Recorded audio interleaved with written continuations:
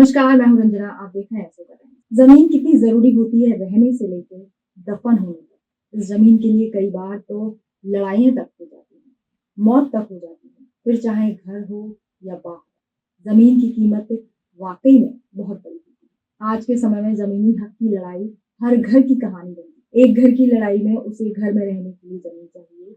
समाज की लड़ाई है तो कहाँ आशियाना बनाए, उसके लिए जमीन चाहिए। देश की लड़ाई है तो कहाँ घर बनाए या कहाँ बसे, उसके लिए जमीन। यहाँ तक कि दफन होने के लिए जमीन के लिए लड़ाइयाँ होती हैं। यानी कुल मिलाकर जमीन कितनी जरूरी है। चाहे कहीं भी चले जाओ, जमीन के बिना कुछ नहीं है। अब यहाँ देखिए, कब्रिस्तान की जमीन को लेकर जंग शुरू हुई है। मामला है फरीदाबाद के मवई का। यह जमीन मवई गांव की प्राचीन कब्रिस्तान है, जिसे नगर निगम द्वारा तोड़ा जा रहा है, क्योंकि ये जगह सरकारी है और सरकार इस जमीन पर गौशाला बनाना चाहती है।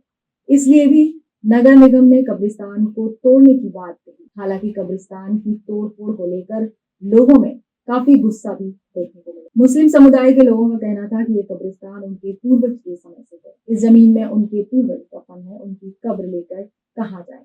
ये कब्रिस्तान यहाँ की क्षेत्रीय लोगों का पर्सनल है। यहाँ करीबन मुस्लिम समुदाय के 150 लोग रहते हैं। किसी की मृत्यु होने पर उसे कहाँ दफन करेंगे, यह जमीन 2017-18 में पास हुई थी, जिसे नगर निगम कमिश्नर मोहम्मद साई ने अलॉट किया था। फाइल बनाई थी, टेंडर पास हुआ था, तभी यहाँ पर तार भी लगाए गए थे। नगर निगम के कहने पर इन तारों को अब हटा लिया गया है।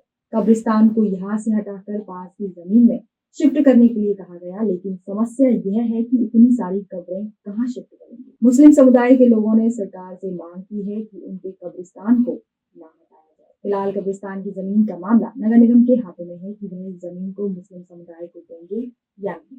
इसमें हम कुछ नहीं कर सकते। हमारा मकसद आपको रूबरू कराना था कि जमीन कितनी जरूरी है। आगे खबरों के लिए बने रहिए सोका टाइम्स के साथ।